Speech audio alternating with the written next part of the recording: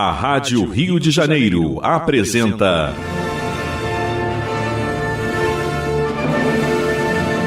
A Consolação de Jesus. Programa de estudo do Novo Testamento, sob a ótica da doutrina espírita. A apresentação: João Nogueira e convidados.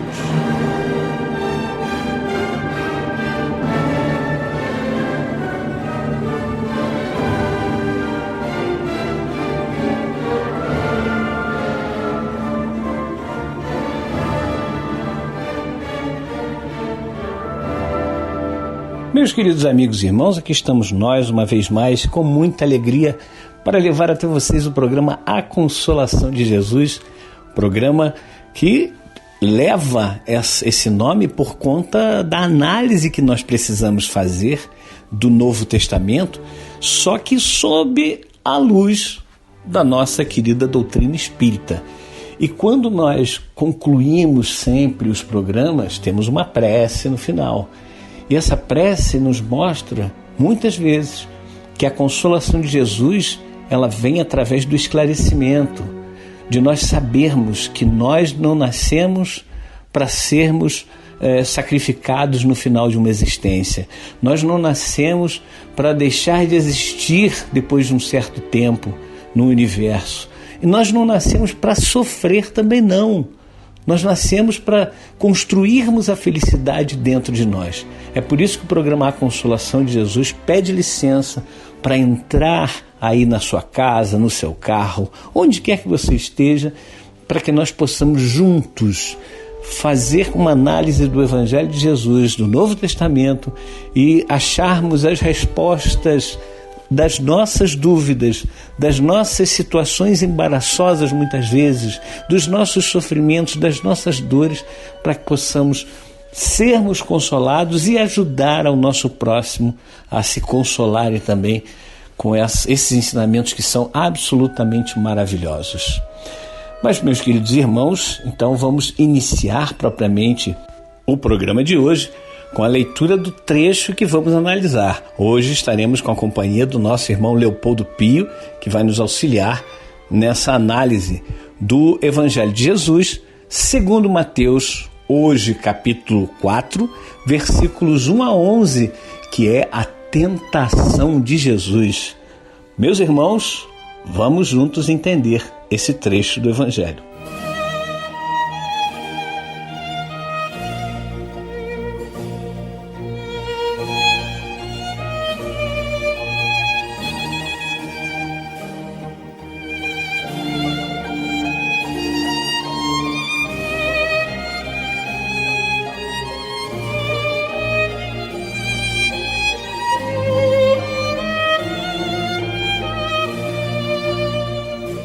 Então Jesus foi levado pelo Espírito para o deserto, para ser tentado pelo diabo.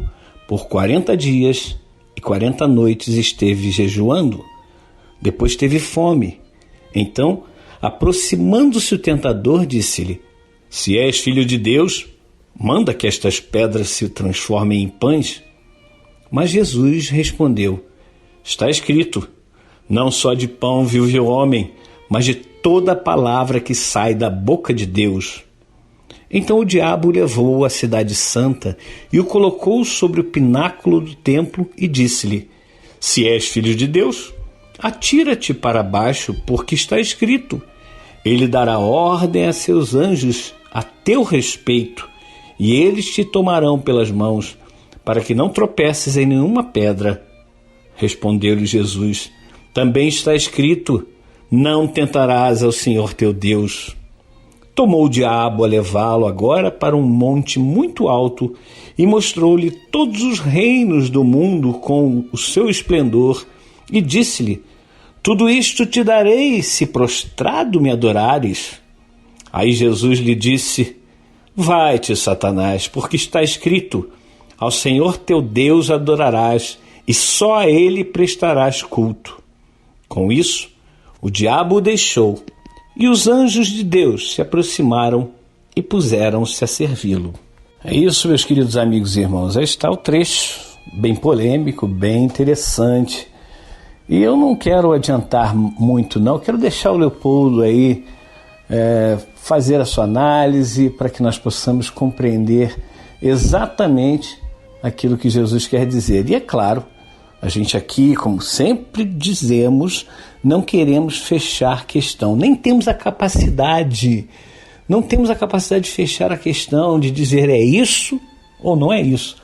Mas essas análises são importantes para que nós possamos realmente chegar, quem sabe um dia, à compreensão real do que Jesus quis nos passar. Léo, e aí, o que você entende desse trecho? O que nós temos? Aconteceu realmente ou não aconteceu? Então. Olha, João, em primeiro lugar, te agradeço a oportunidade de participar desse debate. Realmente, esse trecho que você cita tem ocasionado vários debates, várias polêmicas, e que decorrem exatamente da nossa dificuldade de interpretar esse trecho de um modo não literal. Por que eu começo fazendo esse comentário?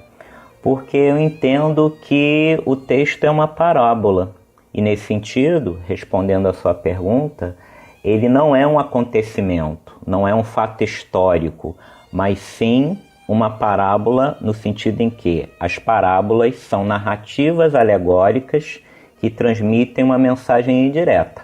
Tá? O que é uma alegoria, já que eu falei em alegoria também? Alegoria é um modo de expressão ou de interpretação que representa pensamentos, ideias, qualidades, sempre de uma forma figurada. Tá? Então é por isso que a gente fala em alegoria da caverna de Platão, que é muito conhecida na filosofia especialmente. Por isso que nós temos fábulas, os contos de fada são formas de alegoria. Enfim, as sátiras também e os mitos também são formas alegóricas de contar histórias. E as parábolas também se enquadram nessa forma de expressão. Então, alegoria, inclusive, significa falar de outra coisa, ok?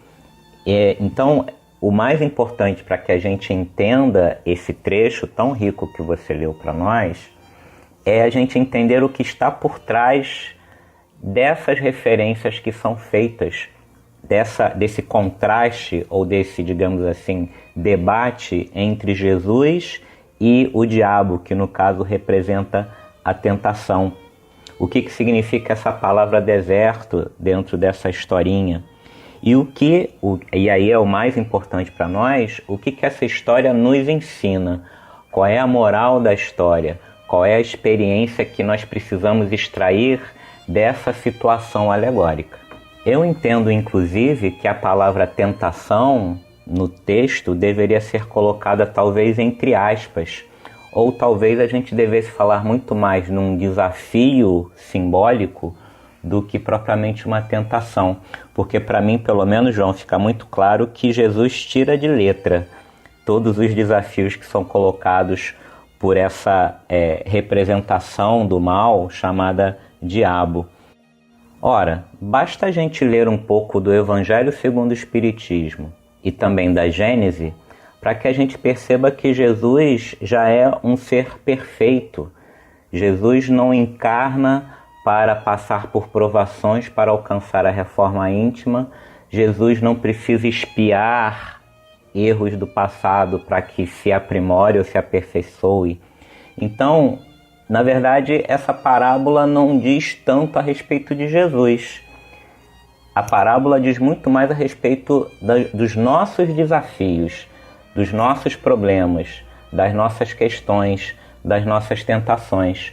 Se não vejamos, durante a parábola, o diabo propõe 3 grandes desafios para Jesus. Primeiro, se tu és filho de Deus, manda que estas pedras se tornem em pães. Segundo, se tu és filho de Deus, lança-te de aqui abaixo, porque está escrito que aos seus anjos dará ordens a teu respeito. E por fim, Jesus mostra-lhe todos os reinos do mundo e a glória deles. E aí diz, tudo isto te darei se prostrado me adorares. Isso entre outras traduções possíveis. E é muito interessante a gente perceber que tudo aquilo que essa figuração do mal oferece a Jesus, tudo é tentação das coisas do mundo. São exatamente aquelas coisas desejadas por quem prioriza os valores materiais, que somos nós. Nós sabemos muito bem, repito mais uma vez, que Jesus de forma alguma se sentiria tentado por questões materiais. Então é por isso que essa representação do mal, chamada diabo, chamada Satanás, alegoricamente instiga o nosso mestre a saciar a própria fome, que pode ser entendida aí no sentido simbólico como a cobiça, a ganância, a ambição. Depois provoca Jesus em sua espiritualidade, testando a forma como Cristo vivenciava sua conexão com o divino e também como Jesus praticava sua fé. E no final oferece-lhe, caso Jesus se submetesse, uma posição de poder, que evidentemente ainda no nosso filtro ainda inferior, no nosso olhar ainda inferior, quando a gente pensa em poder, a gente pensa em riqueza, em prestígio, em reconhecimento social, ou seja, em questões efêmeras, porque são materiais. Nesse sentido, João, eu entendo que esse trecho que você cita para a gente e que você propõe uma reflexão, não só para nós dois aqui, mas para todos os nossos ouvintes, remete muito mais à nossa dependência, a dependência humana com relação ao materialismo, às questões da sensualidade, da cobiça, da riqueza, do que propriamente um questionamento verdadeiro da divindade de Jesus, da perfeição de Jesus. Léo, como você citou aí o livro A Gênese de Allan Kardec, eu queria trazer aqui então a palavra do Allan Kardec sobre a tentação de Jesus, que está lá no capítulo 15, Os Milagres segundo o Espiritismo, de Allan Kardec, onde nos itens 52 em diante, Kardec fala exatamente da tentação de Jesus. E vamos então ver o que ele fala. Jesus, transportado pelo diabo ao pináculo do templo, depois ao cume de uma montanha e por ele tentado, constitui uma daquelas parábolas que lhe eram familiares e que a credulidade pública transformou em fatos materiais. Jesus não foi arrebatado. Ele apenas quis fazer que os homens compreendessem que a humanidade se acha sujeita a falir e que deve estar sempre em guarda contra as más inspirações a que pela sua natureza fraca é impelida a ceder. A tentação de Jesus é, pois, uma figura e fora preciso ser cego para tomá-la ao pé da letra. Como pretenderias que o Messias, o Verbo de Deus encarnado, tenha estado submetido por algum tempo, embora muito curto fosse este, às sugestões do demônio e que, como diz o Evangelho de Lucas, o demônio o houvesse deixado por algum tempo, o que daria a supor que o Cristo continuou submetido ao poder daquela entidade, não? Compreendei melhor os ensinos que vos foram dados. O espírito do mal nada poderia sobre a essência do bem.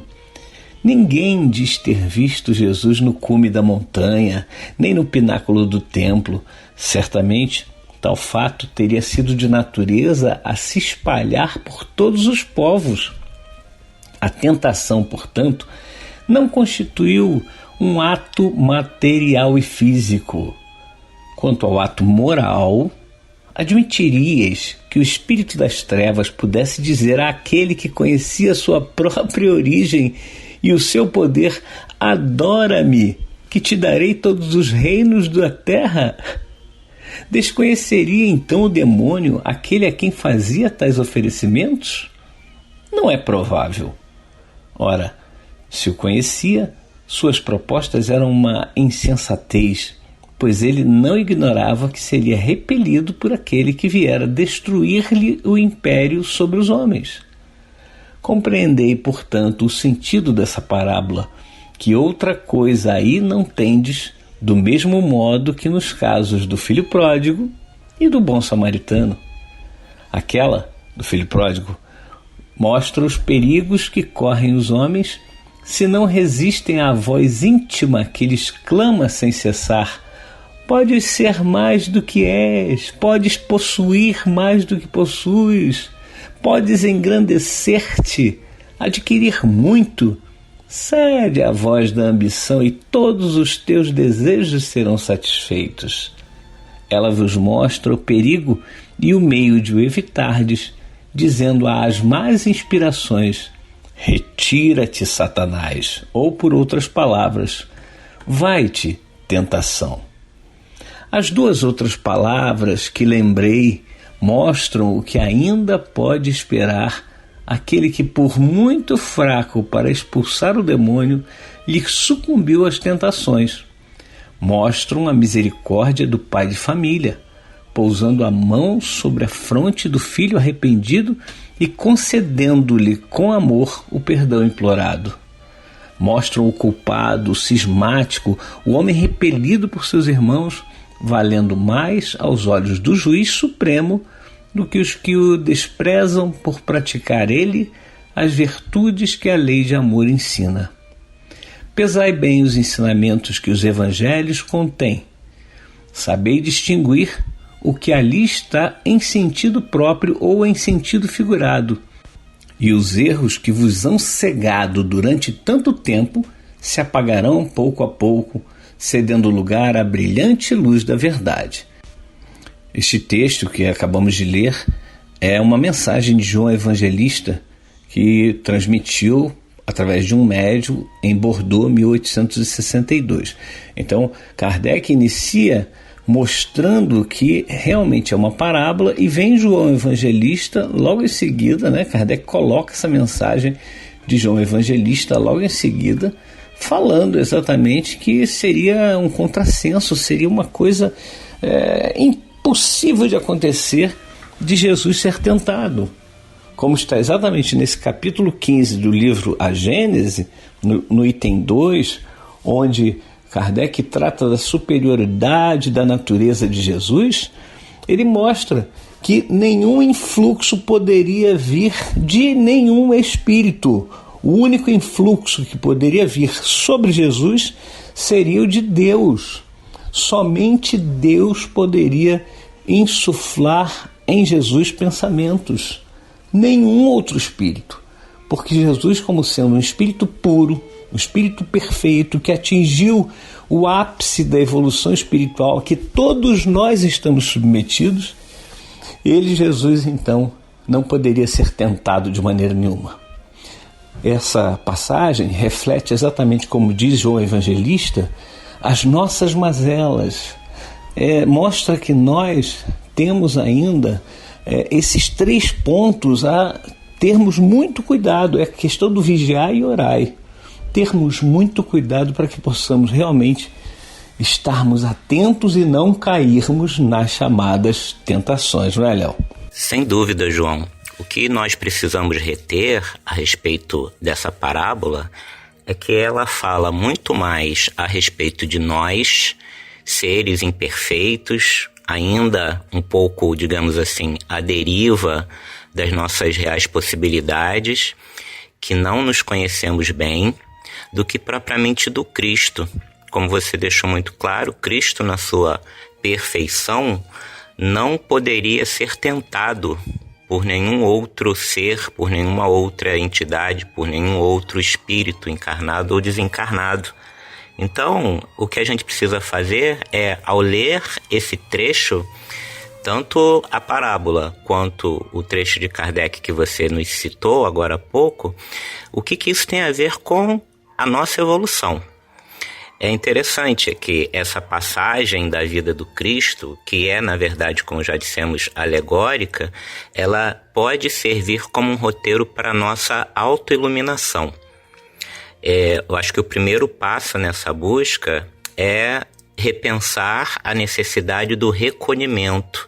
Quando você fala em orar e vigiar, é muito importante que a gente tenha algum tipo de recolhimento, não um recolhimento externo, de nos isolarmos da sociedade. É o recolhimento da nossa intimidade, do nosso pensamento, podemos chamar de meditação, de reflexão, de autoanálise, enfim, não importa muito o termo.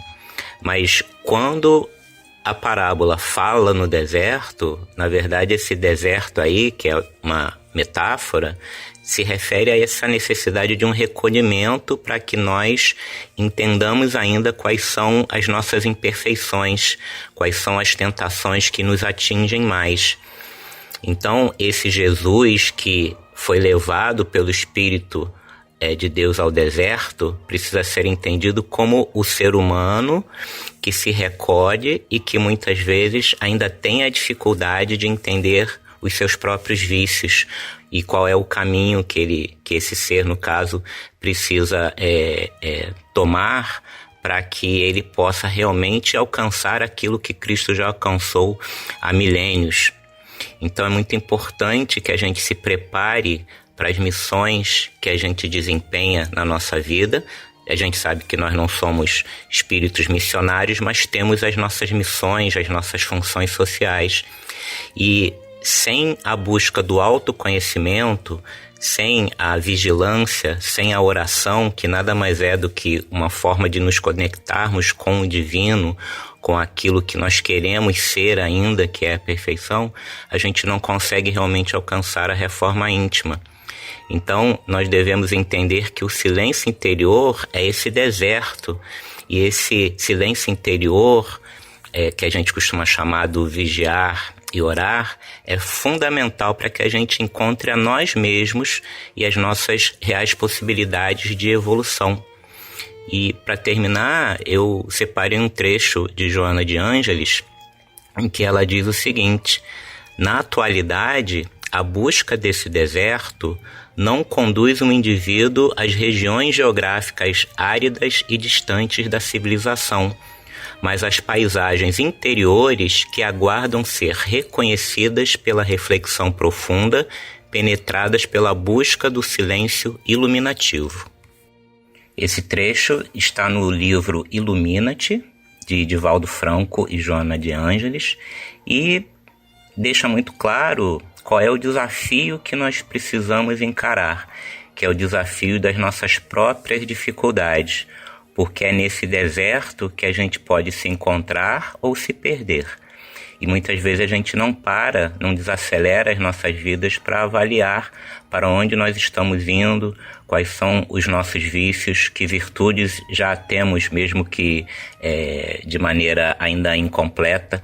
Então é muito importante, nesse sentido, entendermos como as ambições, a falta de fé, o anseio pelo poder ainda nos atingem, porque são exatamente essas tentações que são abordadas no texto. Então, a gente se deixa muitas vezes se levar pelas questões materiais simplesmente porque nós não paramos para refletir, para conseguir um pouco mais de autoconhecimento, para mantermos ou desenvolvermos os nossos vínculos com a espiritualidade. Cabe a nós, então, lermos esse trecho, João, com esse cuidado de nos colocarmos na história, porque somos nós e não Jesus que precisamos encarar ainda as tentações, os desafios evolutivos, os problemas da matéria, para que a gente consiga alcançar aquilo que ele já alcançou. É isso, Léo. Bem, meus irmãos, se você quiser entrar em contato conosco, é só mandar um WhatsApp, de preferência texto, para o 21 98459 3950. 98459 3950. Agora nós vamos fazer um pequeno intervalo e voltamos já já com a segunda parte do programa A Consolação de Jesus. Estamos apresentando A Consolação de Jesus.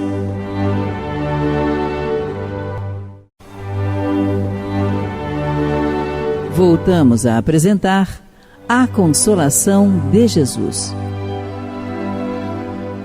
Bem, meus queridos amigos e irmãos, aqui estamos nós de volta com o programa A Consolação de Jesus. E este programa tem por objetivo o estudo do Novo Testamento à luz da doutrina espírita. E como vocês sabem, também o nosso WhatsApp exclusivo para o programa A Consolação de Jesus é o 21 98459 3950. E você pode mandar sua dúvida, mandar seu comentário, enfim, às vezes as pessoas podem divergir, não é? Como falamos no final do primeiro bloco, e também é muito útil. Nós estamos aqui aprendendo juntos, nós todos estamos estudando e aprendendo juntos. Não existe um professor, nós somos exatamente iguaizinhos a vocês, às vezes até com mais débitos, né? Por isso que a gente tem que trabalhar firme e forte pela divulgação da doutrina espírita, pela divulgação dos ensinamentos de Jesus. E então vamos lembrar que o programa A Consolação de Jesus vai ao ar todas as quartas-feiras, às 14 horas, logo depois do Respondendo aos Ouvintes, com o nosso Valderney Cruz, e a reprise dos programas de quarta-feira acontecem nos sábados, todos os sábados, às 9 horas da manhã. Então mande seu recadinho, diga se você está gostando, diga se você não está gostando, do que você não gosta. Se você tem alguma sugestão a fazer, por favor, nos envie, porque é muito importante para nós. Como disse, nós estamos estudando juntos. Aqui não tem professor de evangelho, professor de doutrina espírita. Somos todos alunos do Mestre Jesus, estudando, buscando a compreensão e buscando principalmente aplicar tudo aquilo que a gente aprende com Jesus, na doutrina espírita, no seu evangelho, em nossas vidas, no dia a dia das nossas vidas. É isso que a gente precisa realmente fazer. Bem, meus irmãos, como sempre fazemos na segunda parte, nós vamos aqui trazer a participação de vocês. Lembrando mais uma vez, o WhatsApp exclusivo do programa A Consolação de Jesus é o 21 98459 3950. 98459 3950. E vamos aqui trazer a participação do nosso Alcinei, nosso irmão Alcinei, que ele faz uma pergunta muito interessante. Acontece porque está escrito, ou seja, uma profecia, ou está escrito porque vai acontecer? Seria uma premonição ou não escravidão ao arrastar do tempo?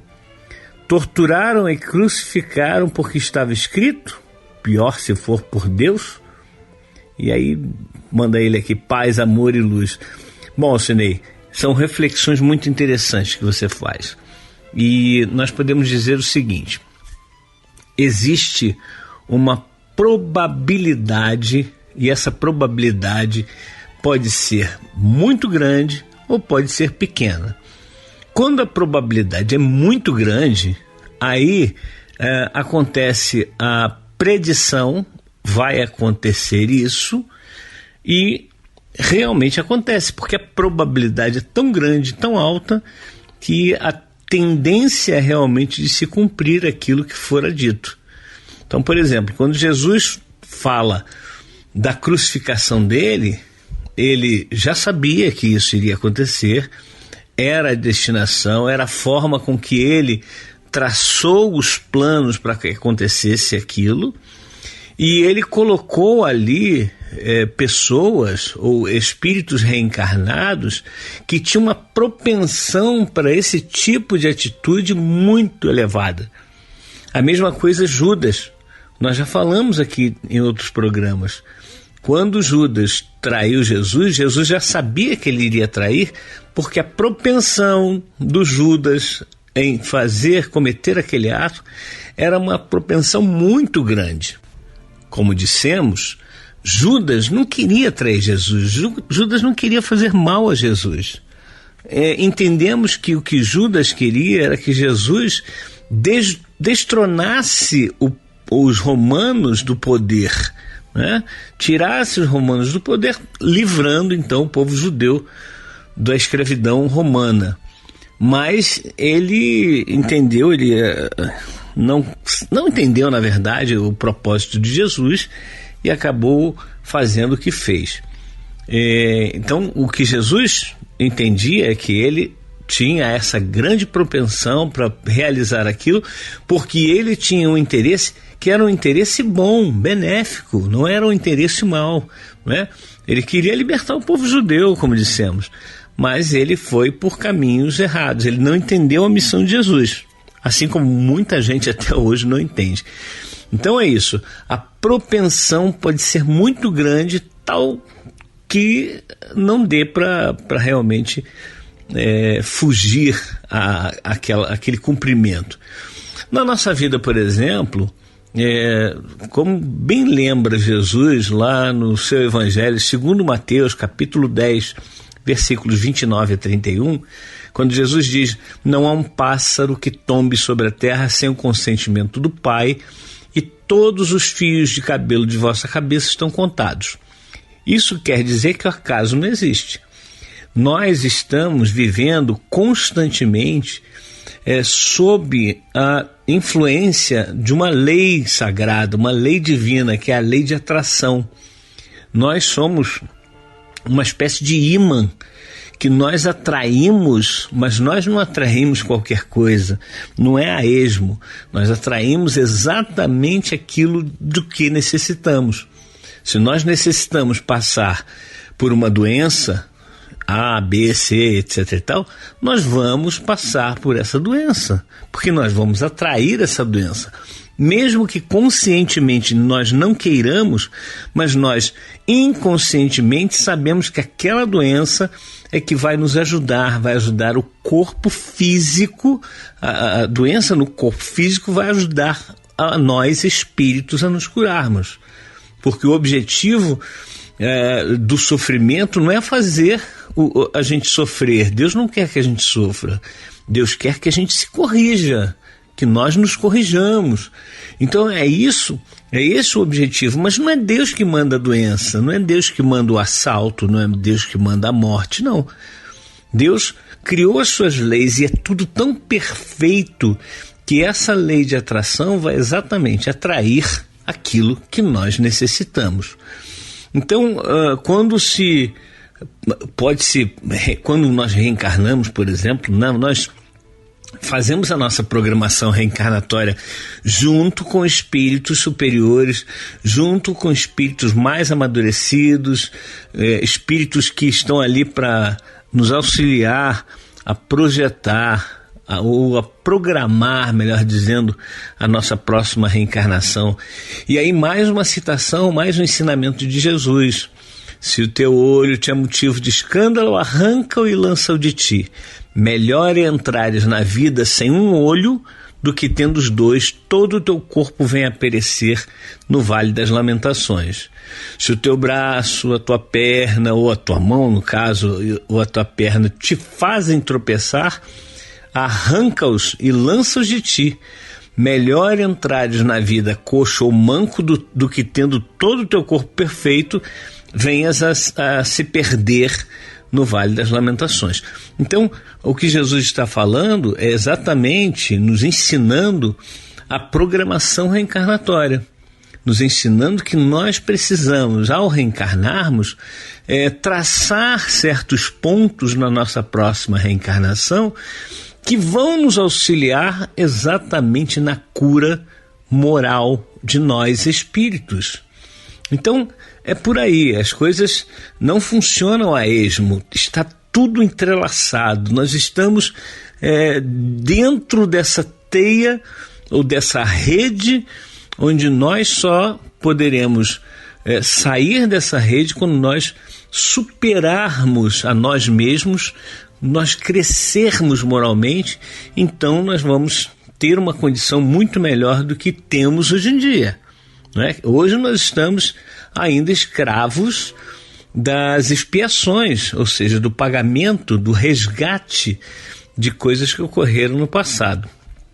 Bom, aí está a participação do nosso Alcinei. Espero, Alcinei, que tenha respondido a sua pergunta. É óbvio que não queremos fechar a questão, nós realmente queremos dizer para você e para todos os nossos irmãos que estão acompanhando o programa A Consolação de Jesus, que nós, vamos repetir, estamos aprendendo juntos. Então as perguntas de vocês nos fazem refletir, analisar, verificar realmente qual é o ensinamento espírita para este ou aquele ponto.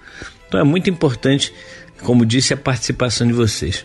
Obrigado, Alcinei, aguardando aí seu próximo comentário, sua próxima pergunta, sua próxima colocação, tá ok? Bom, aqui temos a nossa irmã Carlinda da Costa. Ela nos conheceu através da nossa ouvinte Ana, uma amiga nossa já, que tem colaborado bastante com as suas perguntas. E aí eu vou ler aqui a sua mensagem, tá, Carlinda? Obrigado. Desculpa. Tenho algumas perguntas a fazer e algumas dúvidas para que você possa me esclarecer, se for possível. Vou me apresentar primeiro. Sou cristã, frequentei a igreja evangélica há mais de 40 anos, fiz também teologia, mas sempre estive desconfiada com o que me enviaram. Não testificar dentro de mim, inclusive sobre a morte, sobre a vida passada, onde estávamos e muitas outras coisas, mas que com o tempo irei falando. Porém, quando e qual o melhor horário? Ela pergunta qual o melhor horário para responder, para que ela faça as perguntas, e qualquer horário é horário, né? O máximo que pode acontecer é a gente não conseguir responder na hora, mas pelo WhatsApp fica mais fácil, fica ali, a hora que a gente consegue um tempinho, a gente vai lá e dá as respostas, enfim. Continua, dessa irmã Carlinda. Eu anseio, tenho sede de aprender mais e mais sobre a vida espiritual. Só que eu quero aprender o profundo, viver realmente o reino de Deus aqui na terra, sem ter que tirar proveito para o meu bel prazer, como vejo muitos que se dizem líderes e só enriquecem com a ignorância do povo para viver no luxo. Já sei e observei que a Bíblia foi toda ela alterada. Eu creio que a palavra de Deus está dentro de nós e que nos é revelada pelo Espírito Santo, mas na minha opinião, de acordo com o nosso conhecimento e nossa busca sincera, creio que também aprendemos uns com os outros, e é o que eu almejo e tenho aprendido com vocês no meu dia a dia. Que bonito, Carlinda. Olha, eu quero primeiro te agradecer pela confiança, por estar nos mandando essa mensagem. Nós já trocamos informações pelo WhatsApp. Ela me pediu aqui também.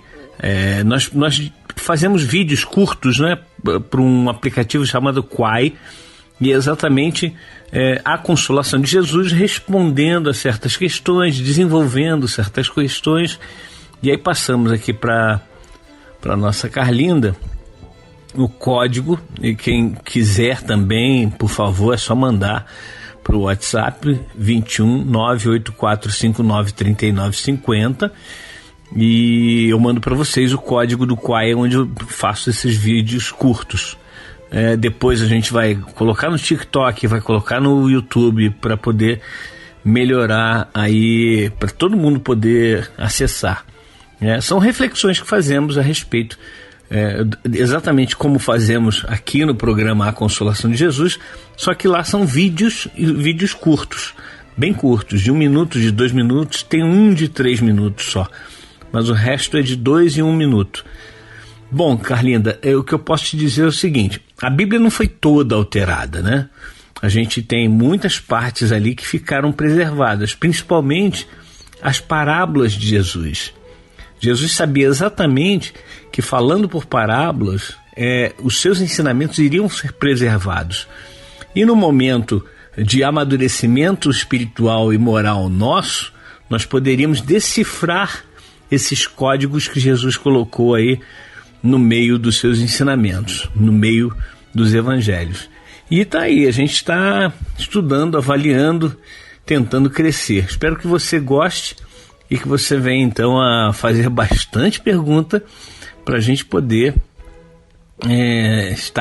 nós podermos estarmos estudando, como disse, a respeito do que falou Alcinei, tá bom? Seja bem-vinda, Carlinda, e muito obrigado. Temos aqui também a participação da Norma, uma ouvinte também, que nos mandou: boa tarde, João Nogueira, não me chame de senhor. João Nogueira, muito obrigado por me esclarecer sobre o batismo de Jesus, a Norma de Todos os Santos. Quanta dúvida nesse tema da semana que vem. Aí ela falou no programa passado a respeito do tema que nós abordamos hoje e que vamos dar continuidade semana que vem com o Henrique Parente. Hoje foi o Leopoldo, semana que vem o Henrique, para falar exatamente dessa chamada tentação de Jesus, né? E aí ela fala assim, ela faz uma pergunta: na tentação de Jesus, o tentador tinha a possibilidade real de oferecer algo a Jesus? No programa de hoje o Léo nos ajudou aí a montar essa ideia, né? Será que realmente aquele tentador tinha a possibilidade de tentar efetivamente Jesus? E a gente acaba descobrindo que não tinha como. O que o tentador, aquela figura do tentador revela, e a parábola da tentação, porque mais uma vez é uma parábola, não é algo que ocorreu, não tinha como ocorrer, porque nenhum espírito tinha condição de tentar Jesus. Como é que ia tentar Jesus? Eu te dou todos esses reinos. Ora, se o tentador fosse tão inteligente assim, ele saberia que aquilo tudo tinha sido construído pelo próprio Jesus. Então não tem como oferecer algo que já é seu, né? Imagina se eu chego para alguém e falo assim: olha, sabe esse teu carro aqui? Se você me adorar, eu vou te dar ele para você. Como assim? Não tem sentido. E é isso a grande força da doutrina espírita, porque quando as pessoas falam, alguém pergunta alguma coisa, né? Muitas coisas são difíceis da gente compreender realmente. Mas quando alguém nos pergunta alguma coisa, a gente responde: isso é mistério de Deus. Eu simplesmente estou dizendo que eu não sei. Mas eu não sei. E aí? Tudo bem falar que não sei. Não é pecado, não. Bom, a gente vai aprendendo junto aí. Espero que você venha conosco. A nossa Vânia, ouvinte, também faz aqui alguns elogios. Diz assim: bom dia, lindo programa, são muitos os ensinamentos. Chegou o momento de entender as escrituras. Estou organizando as muitas perguntas. Que bom, Vânia. A música que toca no final, qual o título? Obrigada por este momento. Bom, mais uma vez, a música é dividida em duas partes. Uma parte é num programa e a outra parte é no programa seguinte. Chama-se Terra, é do Armando Bento, a composição também, o Armando Bento é quem canta, e o grupo é Vozes do Caminho. Está no primeiro CD do Vozes do Caminho, infelizmente esgotado, mas que a gente espera que em breve possa fazer a reedição. Bem, meus queridos amigos e irmãos, estamos chegando ao final do programa. Vamos elevar os nossos pensamentos a Deus para fazermos a nossa prece final.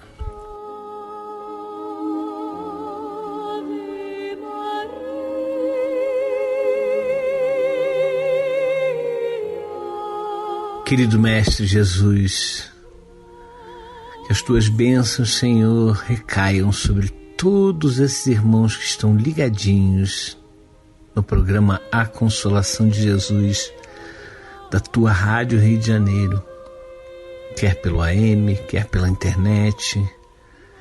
Senhor, nós agradecemos imensamente a possibilidade de estarmos estudando o Teu Evangelho, estudando o Novo Testamento, estudando à luz da doutrina espírita, e que todos esses ensinamentos, Senhor, possam fazer parte efetiva da nossa vida, do nosso dia a dia.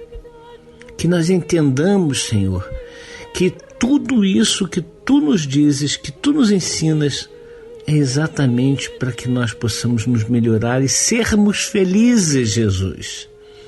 Não há nada que Tu faças que seja para nos verem felizes. Ao contrário, tudo é para nos ver bem. E é por isso que nós sabemos que nesse instante, Senhor, em que muitos possam estar chorando, sofrendo, que a tua mão amiga, que a tua consolação verdadeira possa estar junto com cada um desses irmãos que sofrem, que choram. Pois tu, Senhor, nos amas sem nenhuma pretensão. Pelo contrário, a única pretensão que nós podemos enxergar em ti é o amor e é a vontade de ver-nos melhores. Por isso, Senhor, te pedimos que nós possamos estar contigo agora e para todo sempre. Que assim seja. Graças a Deus.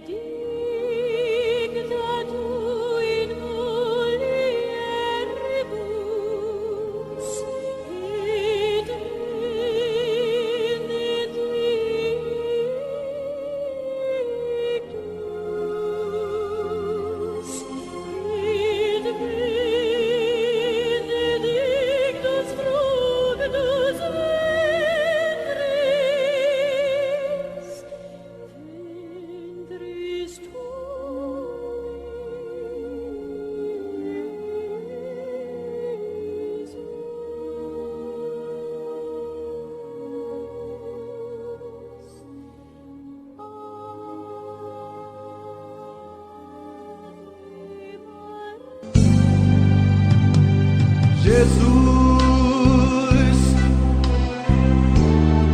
é o Cristo do planeta Terra, o mestre da nossa evolução, modelo e nosso guia, lapidando os nossos corações. Através das provas e expiações, pouco a pouco a evoluir. Mas a terra em breve não será mais de provas e expiações, se transformará.